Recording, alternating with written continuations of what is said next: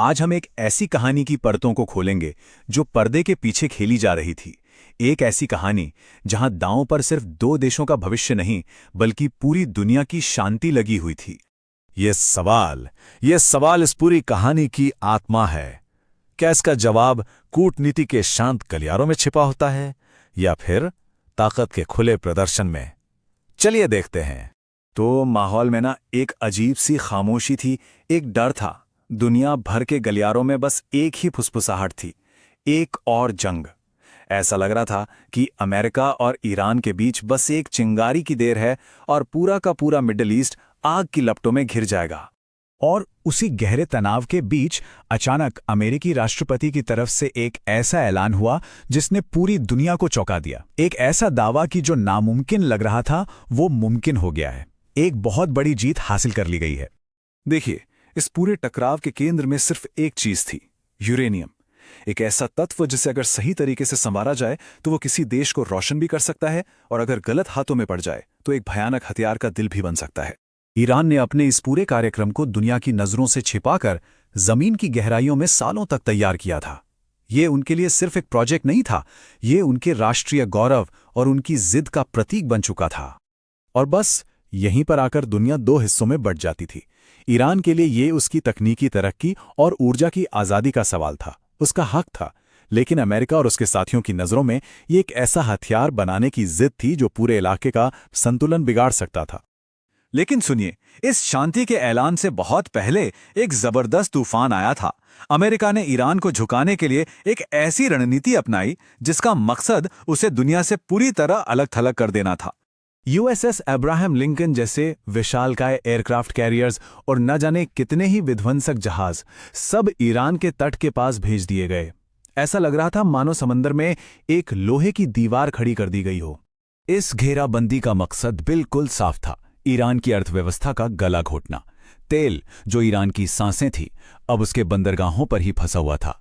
समंदर के सारे रास्ते बंद थे। सोचिए, दबाव हर तरफ से बढ़ रहा था। खबरें आ रही थीं अमरीकी दावों के मुताबिक कि ईरानी जहाज़ों को निशाना बनाया जा रहा था।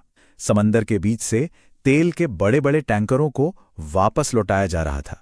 ईरान के जो बंदरगाह कभी गुलजार रहते थे अब वहां सन्नाटा पसरा था। मतलब वो देश दुनिया से एकदम कट चुका था। अमेरिकी नेतृत्व को पूरा यकीन था कि उनकी यह रणनीति काम कर रही है। उन्हें लग रहा था कि ईरान को चारों तरफ से घेर लिया गया है और अब उसके पास उनकी बात मानने के अलावा कोई और रास्ता बचा ही नहीं है। और तभी इस गहरे तनाव के बीच एक और हलचल हुई।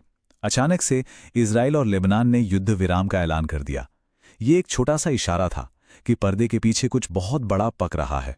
तो सवाल ये उठता है कि जब सारे रास्ते बंद दिख रहे थे और जंग के बादल मंडरा रहे थे तो आखिर वो कौन था जो इस आग को बुझाने के लिए आगे आया? कौन था जो इस नामुमकिन को मुमकिन बना रहा था? और यहीं पर कहानी में एक ऐसा मोड़ आता है जिसकी किसी ने कल्पना भी नहीं की थी। एक ऐसा देश बीच में आया जिसका नाम सुनकर शायद सब हैरान रह गए।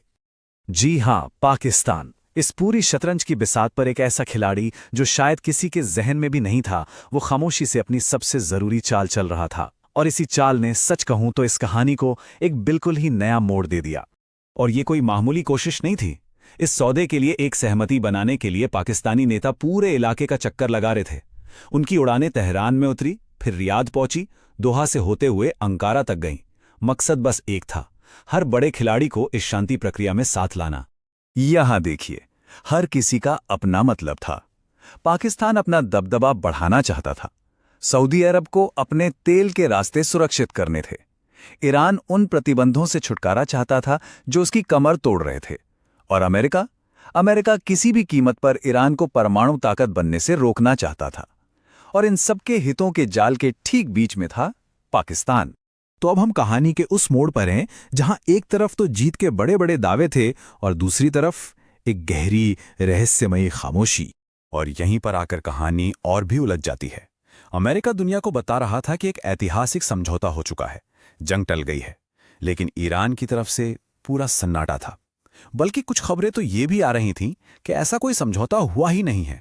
लेकिन इस सारी अनिश्चितता के बीच एक तस्वीर बिल्कुल साफ थी। लेबनान में गोलियां चलना बंद हो चुकी थीं और लोग अपने उजड़े हुए घरों की तरफ लौट रहे थे। इस पूरी कूटनीति की एक छोटी सी लेकिन सच्ची जीत थी जो उम्मीद की एक किरण जगा रही थी। तो क्या ये एक नए दौर की शुरुआत थी या फिर किसी बड़े तूफान से पहले की शांति? इसका जवाब शायद वक्त ही देगा, लेकिन ये कहानी हमें ये जरूर दिखाती है कि कैसे दुनिया की किस्मत कितने नाजुक धागों से बंधी होती है। अगर आपको अंतर्राष्ट्रीय राजनीति की ऐसी ही उलझी हुई कहानियों में दिलचस्पी है तो हमारे साथ जरूर जुड़ें। इस वीडियो को पसंद करें, साझा करें और हमारे चैनल का हिस्सा बनें। आपके समय के लिए धन्यवाद।